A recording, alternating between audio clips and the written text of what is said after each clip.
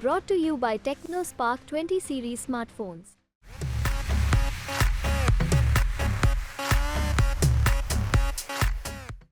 नवीन पटनायक का राजनीतिक करियर करीब 27 साल का है और इन 27 सालों में ना तो खुद कभी चुनाव हारे और ना ही कभी पार्टी को हारने दिया।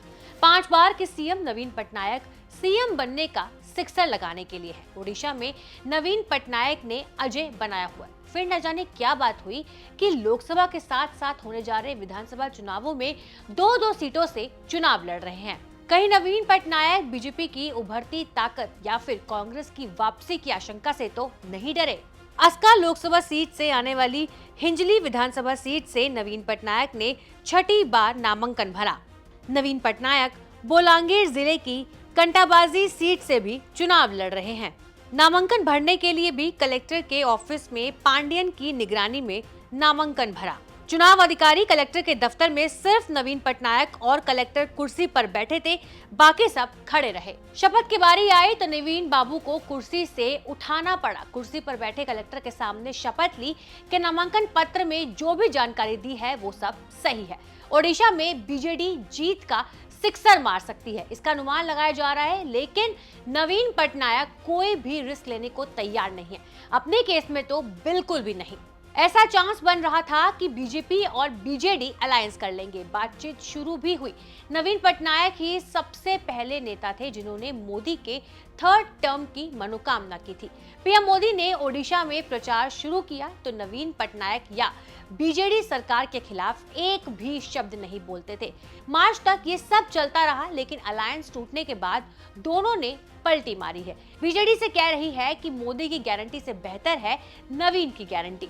5 साल में पहली बार मोदी ने नवीन पटनायक पर निशाना साधा। न्यूज 18 को दिए इंटरव्यू में पीएम मोदी ने ये कहकर हमला किया कि ओडिशा की अस्मिता खतरे में है, उड़िया भाषा खतरे में है। मुझे नहीं लगता कि ओडिशा के लोग इसे लंबे समय तक बर्दाश्त कर पाएंगे। ओडिशा की जनता को बीजेपी को मौका देना चाहिए। ओडिशा जाकर नवीन पटनायक के खिलाफ मोदी का कुछ ना बोलना कांग्रेस के लिए संजीवनी बन सकती है। 25 साल से बीजेडी के जमे रहने से सबसे ज्यादा नुकसान कांग्रेस को हुआ, जिसने दूसरी पोजीशन भी गंवा दी। कांग्रेस की जगह बीजेपी ओडिशा में मुख्य विपक्षी पार्टी है। बीजेडी और बीजेपी की शादी हो रखी है और शादी में उन्होंने ओडिशा की जनता को पान दिया। पान का मतलब स्टेट को पांदियन चलाता है। अमित शाह, नरेंद्र मोदी, नवीन पटनायक, मतलब PAAN, और आपका पूरा का पूरा धन इन लोगों ने चोरी किया है। ये स्थिति बदलनी है। इसी मिशन से कांग्रेस ओडिशा में चुनाव लड़ रही है।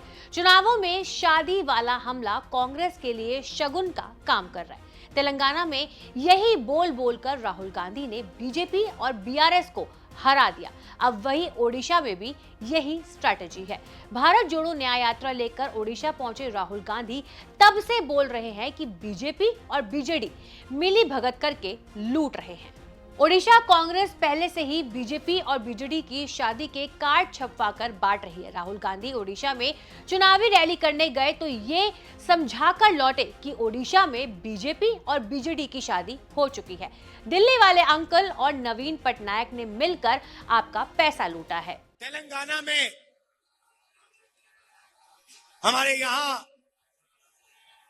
आज मंत्री आए हैं, वो आपको बताएंगे कि तेलंगाना में बीजेपी और BRS की शादी थी।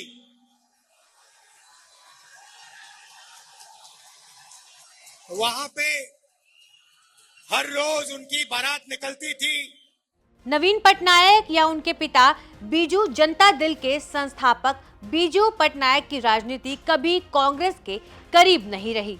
पिता की विरासत संभालने के बाद नवीन पटनायक ने बीजेपी का इस्तेमाल सीढ़ी की तरह इस्तेमाल किया। 1999 से 2009 तक बीजेडी एनडीए का हिस्सा रही। 2009 के चुनावों से ठीक पहले नवीन पटनायक ने बीजेपी का साथ छोड़ा। बीजेपी के साथ होने या नहीं होने से उनकी राजनीति पर रत्ती भर भी फर्क नहीं पड़ा। शायद इसलिए बीजेपी की पुरजोहर कोशिशों के बाद भी नवीन पटनायक रिस्क लेने के लिए तैयार हुए, लेकिन बीजेपी के साथ दिखने के लिए नहीं। ओडिशा में 13 और 20 मई को चुनाव होने हैं। कांग्रेस के लिए हालात आसान नहीं है। बीजेपी और बीजेडी के लिए भी कांटे की लड़ाई है। एबीपी सी वोटर के ओपिनियन पोल का अनुमान है कि 21 में से 11 सीटें बीजेडी की होगी, बीजेपी के खाते में 10 सीटें जाएगी और कांग्रेस का खाता नहीं खुलेगा। टीवी9 पोल स्ट्रेट ओपिनियन पोल का अनुमान है कि बीजेपी का पलड़ा भारी रहेगा। बीजेपी को 14, बीजेडी को 6 और कांग्रेस को 1 सीट मिल सकती है। लोक पोल का अनुमान है कि बीजेपी की सीटें 11 से 13 हो सकती है, बीजेडी के हिस्से में 7 से 9 और कांग्रेस के पास 1 से 2 सीटें जा सकती है। ओडिशा में प्रो नवीन या एंटी नवीन वोट पड़ने की उम्मीद है। बिल्कुल तेलंगाना जैसा चुनाव जिसमें कांग्रेस ने बाजी मारी थी। नवीन पटनायक को हराने की कोशिश में बीजेपी भी और कांग्रेस भी। नवीन पटनायक को इसी में फायदा दिख रहा है कि उनके खिलाफ वोटों में बिखराव है। इसी से जीत का सिक्सर लगाने का चांस है। ऐसे में देखना बनता है कि आने वाले वक्त में क्या चुनावी मौसम बदलता है। बाकी आपकी इस वीडियो पर क्या राय है हमें कमेंट बॉक्स में जरूर बताइएगा। शुक्रिया।